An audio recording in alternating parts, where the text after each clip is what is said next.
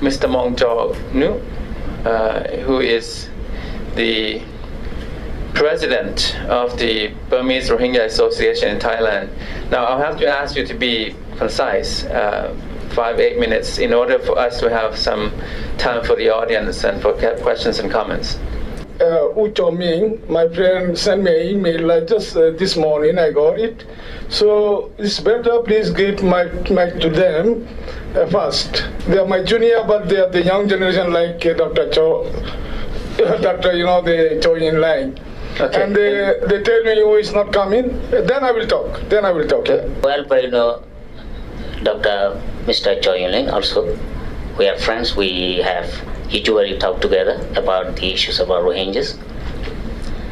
So I have to share some information that is not the same as that previous speakers. It is first thing. Second thing is the latest development in our region. I was born and brought up in Buthinang Township. Still, this is the crisis area, we can say. So the problem is, first of all, MSF problem. This MSF was expelled from the Arakan state, not from other places. This MSF is running in Eraudi, Rangoon, Kachin state, somewhere else, no problem.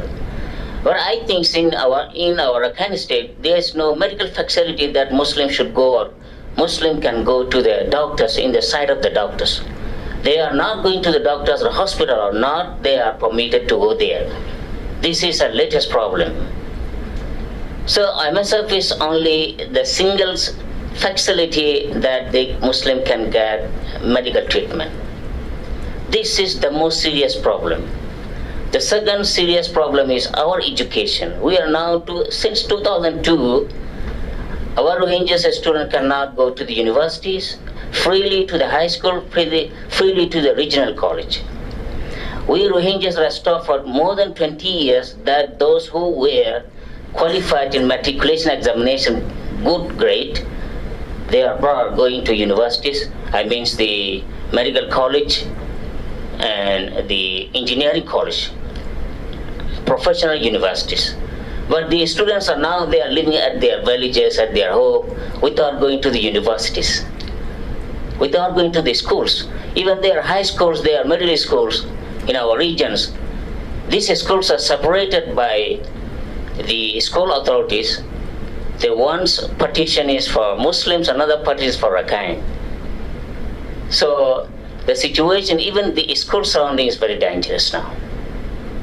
So we are not getting education from the first. Second, we are not in the situation to have the medical treatment in the side of the Arakan doctors. There are no Muslim employees in hospitals, in medical facilities, so this is a problem. And another one is the one who is very serious and chronic diseases, they cannot come from Arakan state to the Rangoon without the government's permission, step by step. Any patients should take the prior information from the authority concerns. To travel from our Arakan state to the Yangon is very hard job and time consuming and money. So we have to pay a lot of money. Just since 2002, the year 2002, this is a great problem just right now. The second thing is 2002 years, there was, I think, the commission formed by the president in, I think, since August. So the result, what was coming out from the investigation commission was not meeting the Muslims' wishes, particularly. Mr. MP Abdul Ghaffar is my grandfather. In the commission, we found very horrendous idea and a sentence that this MP was a terrorist or mujahideen. But actually, these persons already surrendered all the mujahideen at that time. So there is not only the Rohingya mujahideen, there are many fighters around about 1950s and 60s. Even there are lots of insurgents in our country, Karen, Chan, Mon, even from Burma. It is not nothing to say, but we have had the insurgent, but these insurgents were gone away 15, 16 years ago. We have no insurgents. People will say we are mujahideen, something like that. Mr. Abdul Ghaffar was accused as a terrorist in the 2012 commission. Nowadays it is the Dushiradan problem. So Dushiradan problems after this was erupted, I think, in January 13. After the couple of weeks, even there are only the government's, I think, inspection team were there to check this and that, something like that. But as far as we have information, I think there are 48 people already died, already massacred. People fled away to the nearby villages. So it is very horrendous and very serious. We feel very bad about that. That is why people ask the international community's investigation, because people are afraid of to tell the things to the Burmese people, to tell the things to the Arakan people, because they feel Arakan's people and Burmese union governments make this trend, this program, this plan to harass the Muslim community, particularly since 1920. Since 1920, people cannot move from one village to another village, even the one county, one township to another township, for the purpose of the education, for the purpose of commerce, for the purpose of medical treatment. How the people will live there? So that is why this very compelling situation in our Arakan state. So I don't want to exaggerate that our doctors, Uchamila says, this is the real thing. Even I cannot go to my place, to my Butirang township. There, my parents are still, they are old now, 80 years, 75 years.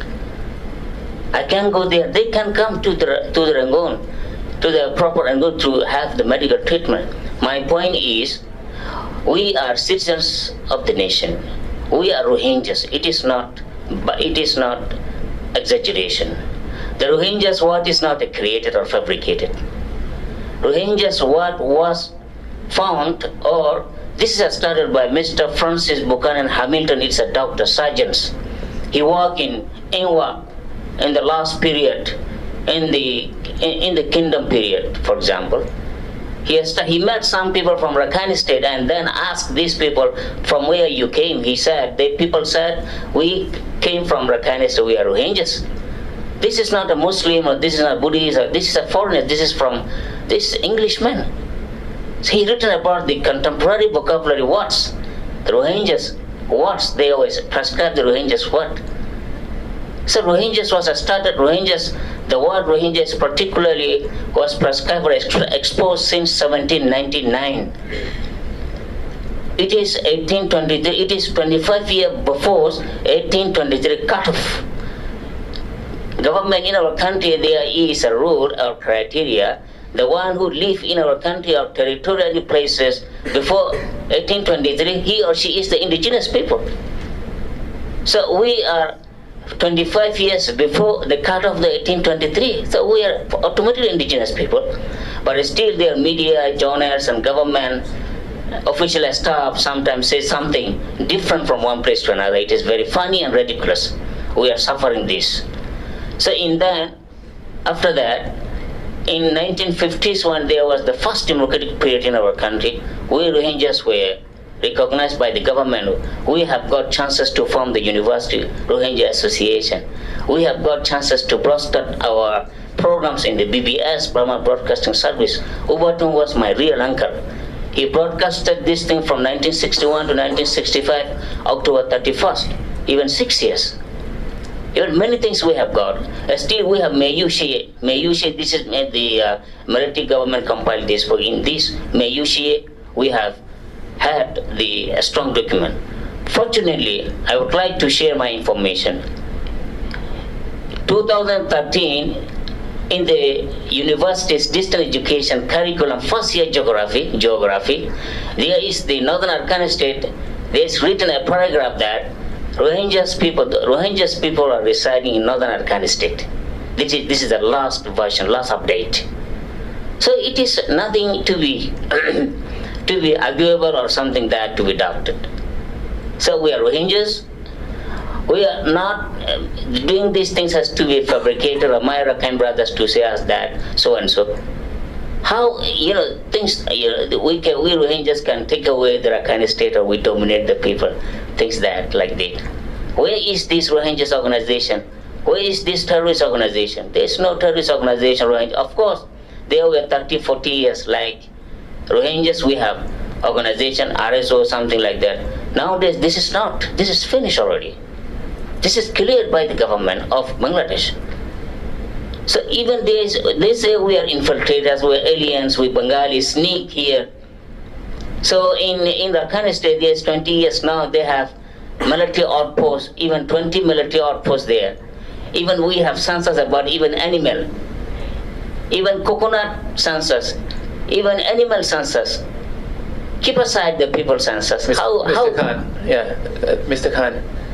Sorry. I'm sorry, I'm going to have to ask you to summarize. Yes, I am going to conclude. Okay. So my point is, we Rohingyas are very optimistic about to make conciliation, making the bridge with the governments of Union of Myanmar to get help, and the brothers in Rakhine State for the reconciliation. We Rohingyas cannot live in the bleak camps in Rakhine State. It is very horrendous situation. We can't live. No human beings can live like a situation. Not only Rakhine State, but also the whole Rakhine State. We are, in the big concentration camp. This is the things. Government can do this as soon as possible for our living standard be better, I think. So this is the time for the governments to make us better life. Thank you very much. Okay, thank you. Sawadikap, Minglawa. Actually, the question is survival question. I'm not very much interested the speech, and also the leader was also once with me, the panel speaker at the Chiang Mai University 2012. His speech at that time and now at present and in between in Europe a bit different. But this is also, I know that this is very academic, very, the highly respected area, so that we don't like to use any bazaar language here. This is not also parliament, sometime opposition and they are using some bad usage. Due to the historian, I'm not mentioning my friend, my colleague, since Hitler region and the Pol Pot, the Rwanda and everywhere, when there is before starting genocide or something, ethnic cleansing, the dictator, absolute power holder of the dictatorial government agent, they create some which you call a spokesperson. Since naming to now, this is nearly 50 years. I have been in politics since 1974. I was in the prison regarding the Utan uprising, like 88 general, the general uprising. At that time, Utan uprising was also very famous in Myanmar. The dictator came into the power in 1962 from the back door. Abolished the democratic government. Abolished my brother-in-law who said that the name is Mr. Abdul Ghaffar. Someone here, I think, I don't know who, said that he's the ridiculous or the terrorist or something like that. Mr. Abdul Ghaffar was known as, in the Asia, one of the best parliamentarian during 1948 to before 1960. If you go and study the history, you will know that. Also, I'm not talking much, what's his name? Mr. Khan, I think, Khan. Okay. Because they are in Yangon. I appreciate him, how he brave enough to talk something, because they are also like in the prison, like in the in the cage, and the people in Arakan is like big prisoners in our area. I also like to appreciate something Dr. Choi in line. Some points I'm very happy because he is very dear enough to talk something. They're very openly, clearly, and I love his, the people, he's from the Shan state, they are very clear and open mind. And also, since 50 years under the successive military regime, there is not a person dare to talk.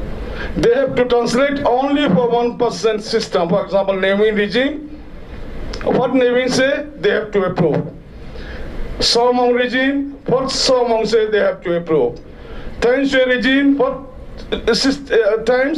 Teng Shui have to say, they have to approve. Everybody have to say yes, yes, yes, yes, yes. And Tenzing now is very complicated. I said, Tenzing, please don't mind that. We are the Democrat from Myanmar. We are very highly respectable person. I am one of them. I am more senior than Aung San Suu Kyi. Not only myself. We have the 62 generation, 88, 40, the 74 generation and 88 generation. My leader was hanged to death. He is a Shan national ethnic. His name is Lang Ting Mong. He was 20 plus. Without trial, he was hanged to death in Insing prison because he only led the student, which you call the demonstration. I am one of them. At that time, I was in the prison. So I don't like to lengthy my speech. I appreciate to Dr. Chow in line again because before I talk with him, because he looked like my younger brother, two younger brother. I think your birth year is 1968 or 67, something like that. But you dare to talk something in China, in Laos, in Cambodia, my neighboring country, even Bangladesh. If anybody talk against the policy of the government, they get killed, they get extrajudicial killing, they got, which you call the, death sentence, they have to go to the prison. So be careful, my younger friend. However, another thing, we are not Bengali. If we are the Bengali, my friend, the leaders say that Bangladesh was independent from Pakistan, separated from Pakistan 1971. He said that Bangladesh was very happy because they exported many Bengalis to the Arakan state. Today, this is my second time this week, I'm going to request all the audience, including especially United States and Bangladesh, Prime Minister and government and United Nations, please go and survey my area months after months. Only check, is there any Muslim Rohingya, the Bengali Muslim in my area? I challenge, there is not a single Rohingya Muslim there. Of course, you can find more than 1 million Buddhist Arakan. We are not calling mock. Sorry, no. Please go study. I will give you the paper, sir. In 1823, British say that when they entered the Myanmar, they had the mock regiment. The mock regiment came into the Arakan, first time 1823, I think. After that, Central Lower Burma, then I think 1886, they completely, they occupied the whole Burma. So this is the mock regiment. The mock, they loved the name. Arakan name was invented. And another thing, I don't like to go to the history. Please, I would like to request to all the audience, please. Mr. Wong, I'm sorry. Please. Okay, yeah, the point. Sorry, because please do something like please arrange the historical debate with international historian. We have a lot of historians in the Chulalongkorn and the Tamasar also. This is my point. Second is survival question. We are very much unwanted. We are one of the most persecuted people in the world. Our voice is unheard, but I'm very happy today. We are not friendless. You are doing a lot, the Thai people or something. We are unwanted everywhere before. Still, we are most suffering in the neighboring countries also. Bangladesh, the Malaysia, Indonesia, Thailand. The people are very nice due to the system. Due to the system, we have nearly, I think, according to the Chris Labor, they Arakan project said that last year 80,000 people came out by sea. Where is these people? They are so that my question is, please focus the political solution for our people. Political solution. And please send, we also ask the international protection or ASEAN protection, please protect the people, remaining people, Rohingyas in our area, as well as those who are out of Arakan. please give them some sorts of shelters to be survived, especially in Thailand. And this is my two questions, because I don't like to kill your time. Thank you very much for giving me the mic. Okay, thank you very much. My name is Phil Robertson with Human Rights Watch. First of all, I just wanted to make a brief correction to my friend Gwen's characterization of our work on Rakhine State as saying that we have advocated or stated that there was a genocide that took place. We have never said that. We have said that there has been crimes against humanity and ethnic cleansing that has taken place there, and I'd be happy to talk about our findings. These are specific international legal terms, and we don't play games with international legal terms. If we found that there was genocide, we would have said that and backed it up with legal evidence, but we did not find that. So it's a misnomer to say that we're exaggerating the situation there. My question actually is to Dr. Jia Yin Lang. We read the first report of the commission looking into the violence in 2012 very closely, and one of our major critiques, which has not yet been really answered by the government or by the commission, is why accountability was not a major recommendation in that report. Essentially, the recommendation was to create another committee to look at accountability issues. This is very worrisome because in our research, we found things like, mass graves. We found significant mobilization and instigation of hatreds by various different officials. And so there's a lot to look at there. For some reason, that has not been part of the dynamic, and when we've sought to raise this or discuss this with Burmese government officials, there has not been really a very welcome response to that. So I'd like to hear your views on that. Thanks. Because when the commission could only do what we were mandated to do. The question you raised was not a part of our mandate. That's why we could only recommend that this should be looked into. That's exactly the reason that, we didn't talk about it. Their language and their religion all lies mostly same with the Bengali from Bangladesh. And then and then they think that they are just refugee.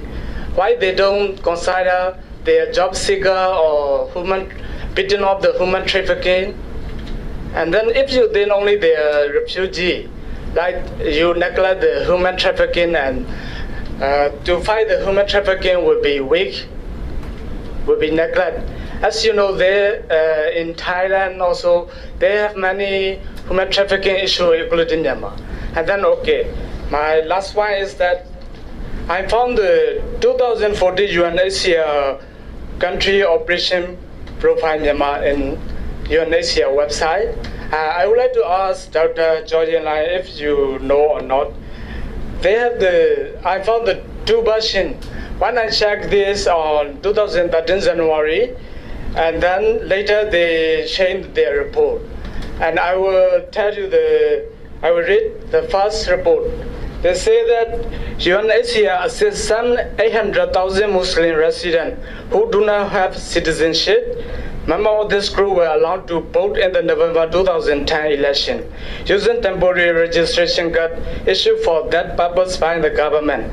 Initial discussion on replacing the temporary document with card denoting full citizenship took place at different administrative level. And then after some activists criticized this issue, that UNHCR changed their report. How they change this? Over 800,000 persons are limited to without citizenship in the northern part of Rakhine State. And they say, first they say UNHCR assists. Later they change UNHCR is advocating for the state. So do you think the Inquiry Commission, do you know this issue? And Okay, thank you. Thank you. Okay, thank you. Please. Why they give 800,000 Bengali Muslim to temporary card, national card? And then, do you think this will be the violation of the election Okay, I'm going to have to cut you off here. Sorry, other people will also have a chance to raise questions and comments. You had three questions. Okay. The first point you made about how to quantify, we'll take that into consideration. The second one is about the Bo people, why they're considered refugees, not migrants seeking jobs and so on through Malaysia, Thailand, and so on. Okay, we'll take that into consideration. I'll ask Dr. Jaw to answer the third question. It's kind of a complicated situation over there. That, like in 2010, there was a rumor, probably true, that, like, you know, what they call white cards were issued to Muslims in Butidong and Maungdaw, and then some other areas in Arakan state. When we ask people who were alleged to be involved in it, no one was willing to come forward. So the kind of, like, you know, this is like in 2010, the country was still under the military government. Like, you know, what happened in that part of the country, we didn't really know for sure. But one thing I can tell you is this will become a major problem in 2015. Like, you know, what they're going to do, and we ask, they still don't have a clear answer. So. Thank you. Do you think the last 2012 crisis is one of the reasons because of this issue? You don't answer. You may address that in the next round, okay? We'll take the next round. The gentleman there in the jacket, and then you in the back. A little bit, Chairman, could you give me a little, just about 5 minutes in brief? Sorry, I cannot give you 5 minutes. We're running out of time and other questions and comments. So if you have a question or a comment to make, please go ahead. The question, first of all, let me introduce myself. My party is AFP-FL. Our national leader, General Aung San, led the party. And I'm the responsible party of the last election, 1990, General Secretary of the party. What today's discussion is my country problem. So, as a responsible person for the former party, I have the responsibility to talk a bit, and at the same time, I agree certain points with Dr. Choi Line, what the government policy is. So, if I not get a time little bit, about 5 minutes, it is very difficult for me to explain. Okay, please tell us your name. You have 1-2 minutes. You can make your point or you make your statements, but we don't have 5 minutes. I'm sorry. The statement is, I would like to say, throughout the Burma, the Muslim problem is created problem. Which period and why it's happened today, there's a background. So I cannot finish just 2 minutes, 3 minutes. It's a plan from the time the country become the dictatorship. That's all. Okay, thank you. What was your name, sir? My name is Maung Maung Ji. I have written 3 letters about this matter to the General Thein Sein. Okay, thank you. On behalf of as a former Secretary General of the AFP-FL. Thank you. Thank you. Your last statement, I think, at the end was that the government has been restricted and restrained in giving information to the press corps, which has led to a sensationalist media. I'd instead put it to you that because of the really nascent nature of the press corps in Myanmar, we are seeing this rumour mill being picked up, and that's at the root of the heart of the problem here that we have to address. And the reason that the government is indeed being restrictive in the information they put across is because of the lack of education, the lack of training within the press corps, and that's something the international community should be focusing on. So I'd like to get your comments on that, and anyone else on the panel. who'd like to comment? Thank you. I think the government, for whatever reasons, some of them might be deliberate, others are just sheer lack of capacity in terms of their whole approach to press, and they're feeling their way just like the Myanmar media is feeling its way with these newfound freedoms. So in the case of domestic media, because I think we should delineate between domestic and international, but with the domestic media, you know, that very much is the case, that there's a kind of complete explosion of free press now compared to even a year ago, let alone 2 years ago. And meanwhile, the blogosphere has gone mad as well. And in that particular case, you've got a lot of partisan groups like Rohingya groups and Arakan Buddhist groups, and in fact extremist groups, all blogging and with varying degrees of helpfulness and some very unhelpful. But I would say that my whole point was that as long as the government restricts or is opaque on a lot of these issues, they've got to expect that, you know, the media is not just going to slope off and say nothing. So you'll get more sensationalism or more rumour. They don't have much choice except to seize on whatever facts or rumour they can glean. So there's a lot of recycling of information that comes out from various lobby and interest groups.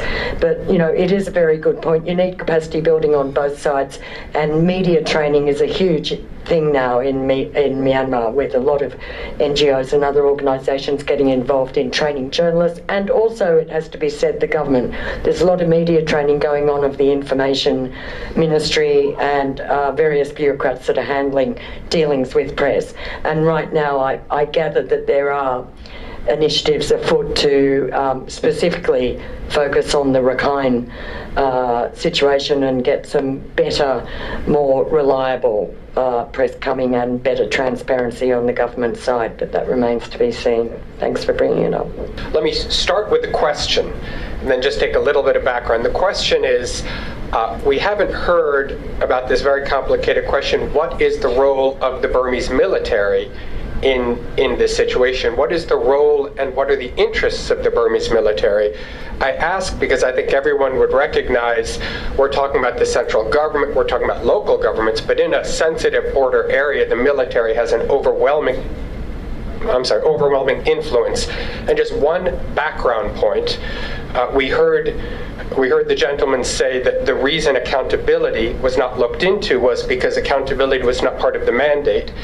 I would say that's not surprising, and in the cases I've looked at, I'll just take one case where the police actually opened fire, used illegal weapons against peaceful monks and protesters. The president set up a commission, this was in the Lepadong copper mine, initially allowing the commission headed by Aung San Suu Kyi to ask questions of the police. The mandate was changed the very next day by the president to take out the ability to ask questions of the police. And my reading of the Constitution is you have an independent military that is not subject to civilian authority in any respect under the Constitution. So that very much complicates this question and questions of accountability. So I'd like to introduce what the panelists think is the interests and role of the military here. Actually, the word Rohingya, they call them as Rohingyas, like BBC, VOA, Al Jazeera, and ABC, APA, International Committee, etc. But my question is, do you think there must purposely be something the word behind Rohingya that has not been recognized by almost all the academic scholars? You mean as opposed to using the word Bengali? Do you think there is? Do you think there must purposely be something the word Rohingya that has not been recognized by almost all the academic scholars? So, because if you go actually UN, HRC or OIC or NGO, I think there must be something behind the word Rohingya. So could you please clarify? Sure, sorry, but I just want to clarify. So your question is about whether the name, the term Rohingya. Actually, the behind the 10 Rohingya. That there is some purpose. If there is some, if there is some purpose behind the 10 Rohingya. All right. Okay, we'll take that into account. I'll take the last one. There was that gentleman there. This is Kaji Russell Pervez. I'm the counselor of Bangladesh Embassy in Bangkok. Thank you, distinguished panelists, for your very extensive and elaborate discussion on this discourse. I have a very small question to Mr. Jack later. Before that, I just want to share some information. We have 2 camps in our Cox's Bazar area. This is close to Myanmar border, and there are around 30,000 we call it Myanmar nationals in that camp, and we are supporting them with the assistance of UNHCR. And outside the camp, it is estimated that 500,000 Myanmar nationals are living in Bangladesh, especially in the coastal areas or the bordering areas. So our government has, our cabinet has adopted a national strategy in September 2013. The purpose is to have a survey of these undocumented Myanmar nationals, and we have been engaged with Myanmar government for their voluntary repatriation. Some up to 2005, I think few thousands Myanmar nationals had already been repatriated to Myanmar with a bilateral cooperation or engagement with Myanmar government. And since then it has been stopped. So we have been engaging with the Myanmar government to take these Myanmar nationals back to their country. And this is information. Now my question is Mr. Jack later in his presentation he informed that after 1971 some Bengalis from the Chittagong area they were immigrated to Myanmar.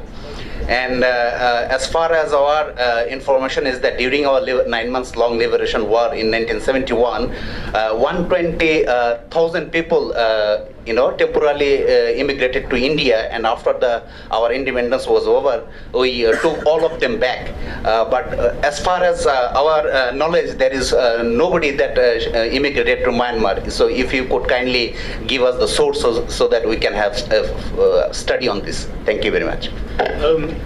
Joy in line, I know you disclaimed being a representative of the government, but you're obviously very close to the president.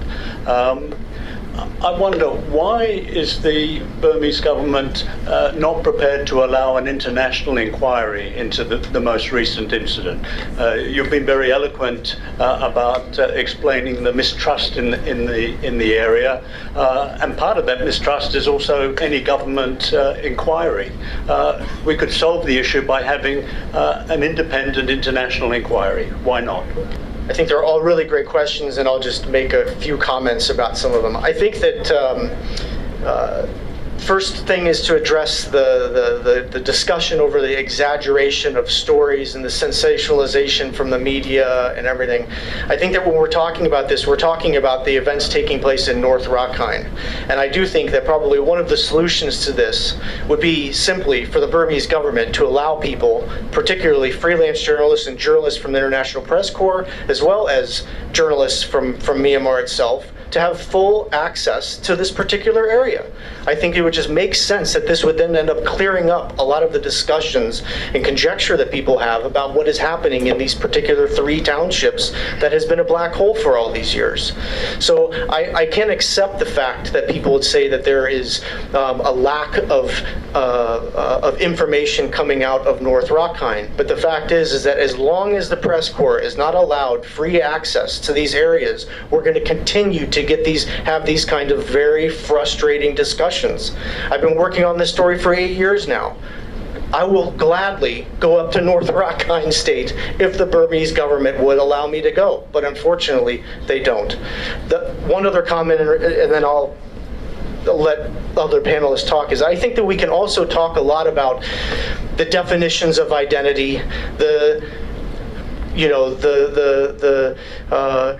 debate over the historical context of all this. But what this really comes down to is that we have 2 communities of people that are living in Rakhine State. One particular community is not at all equal to the other one in the way that things are moving forward with the democratic reforms that are taking place in Burma. And I think that, looking at things in a human rights context is very, very important right now.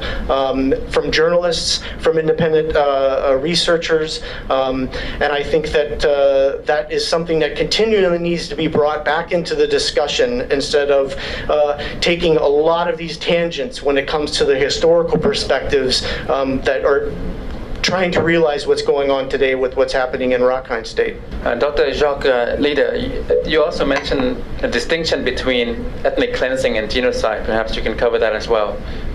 Well, I wanted to say thank you to what Phil Robertson said, drawing attention to the fact that we should make distinctions between these terminologies.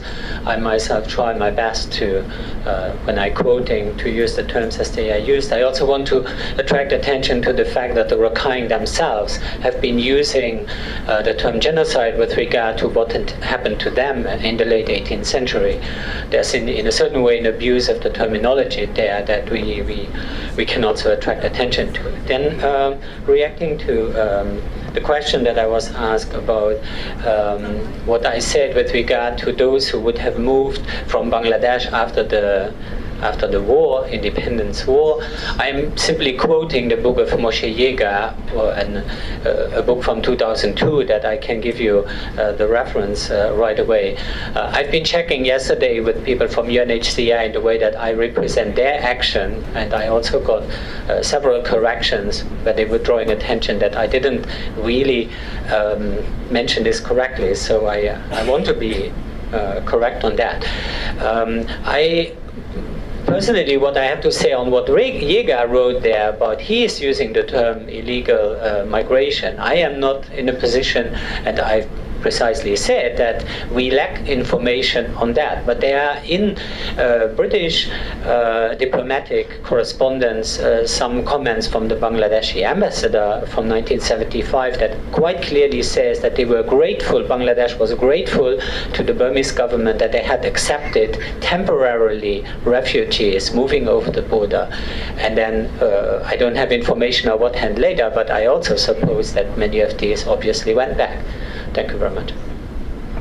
Thank you, Dr. Leader. Ms. Robinson, the term Rohingya and so on. I assume you're talking about, as opposed to Bengali, the only two terms I know are Rohingya or Bengali. Yes? So actually, my question, it does not refer to the question of the term Rohingya. My question refers only to behind the word Rohingya, but I don't need to know the indefinite, the word Rohingya. But what, because one UN or any other organization went to the Rakhine side, they only asked one side for Rohingya, but they didn't ask any, any person, anyone from Rakhine side. Do you think that they should be called Bengali? Is that your point? No. So is there something behind the term Rohingya? Why they keep asking for that? Yes. So the justification. You mean instead of talking to Rakhine Buddhist people? Because I don't want you to define the term Rohingya, but I just need to know what is the purpose or behind the word Rohingya, because they keep only asking for that chance. So because when they went to the Rakhine side, they only asked one side, they don't ask other side. Yeah, so the political motivations behind this term, okay? Yep. Okay. Actually, on the part of only speaking as international media and also doing research here, I'd say that for most people covering it for international media, there's no political reason or rationale for using the term Rohingya. That's how they refer to them, or else there's Bengali, but I think there's political connotations of using that, and I think I hope that's what you're getting at, but I would not ascribe political motivations for using the term Rohingya. Larry, we're longtime friends and you know better than that. I'm not going to answer your question. I don't know. You'll have to ask the government. I still keep my own position that I work with them. I don't work for the government. So I don't know. But here,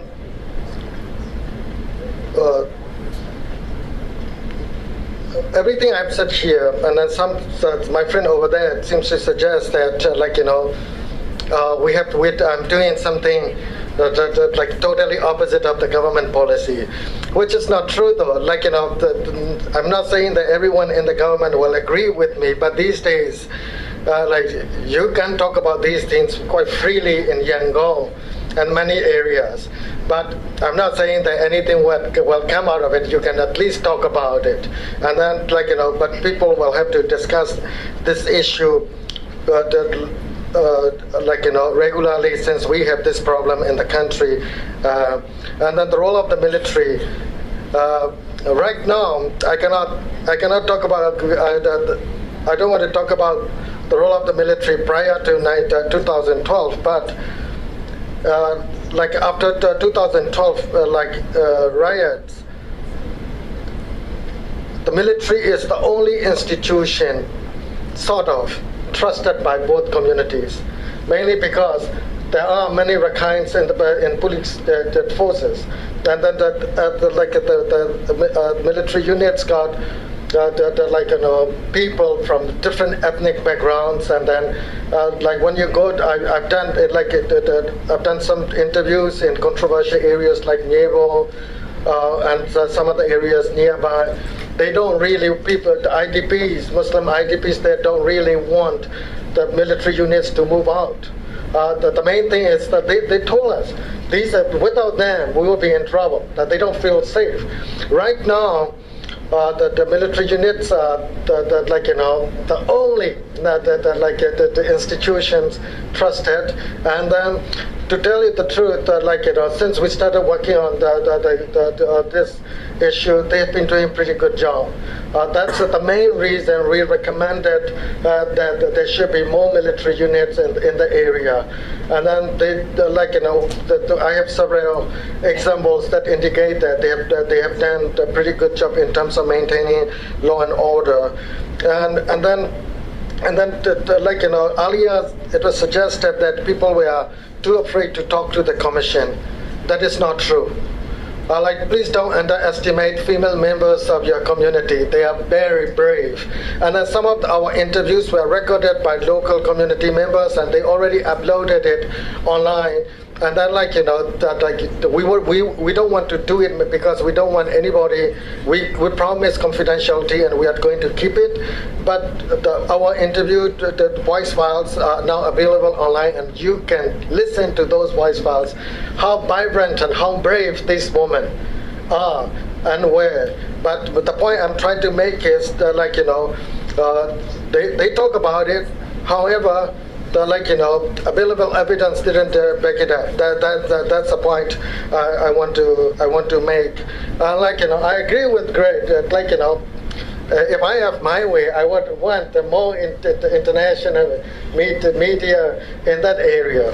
But the government doesn't allow it yet, so that's beyond my control. I cannot do much about it. But that would be better, if many people see things with their own eyes and they can make their own judgment. Right now, one of the biggest problem is people try to infer all kinds of conditions, all kinds of conclusions on very presumptuous conditions. We don't know. Why the government didn't ask us. I mean, it's not that I don't know, but sometimes the government didn't ask you not to work on the accountability, but they look at the issues from different perspectives. They might think that that is not the case. They're just trying to maintain law and order. I'm not saying that they are right. Here the reason is EU is now trying to run. EU is running police training, especially riot control. So the biggest problem is probably these police officers, police the battalions, they didn't know how to control the crowd properly. And then one last point I want to make is, as I said earlier, there are good and bad people in both communities. And then, like, you know, in the international media and in many reports, Rakhine people have been misrepresented. There are bad people among Rakhine people, but not all Rakhine people are bad.